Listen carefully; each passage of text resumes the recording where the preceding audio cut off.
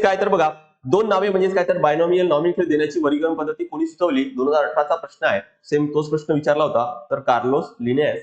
मराठीमध्ये थोडंसं वेगळं इथं नाव लिहिलेलं आहे है ना. इंग्लिशमध्ये काय तर स्पेलिंग काय तर बरोबर लिहिलेली आहे.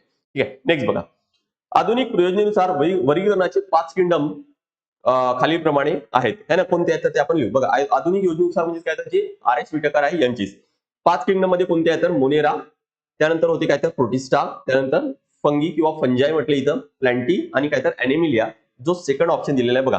त्यामुळे आन्सर येणार काय तर फक्त ब. खालीलपैकी कोणता पर्याय, वरीलपैकी कोणता पर्याय बरोबर आहे?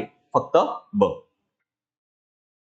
तेच इंग्लिशमध्ये इथे दिलेलं आहे. नेक्स्ट, प्राणी वर्गासाठी खालीलपैकी कोणती पायरी वापरली जाते? काय आहे आता, सगळ्यात आधी सृष्टी आहे, त्यामुळे सगळ्यात आधी सृष्टी येणार. हे दोन तर कॅन्सल झाले.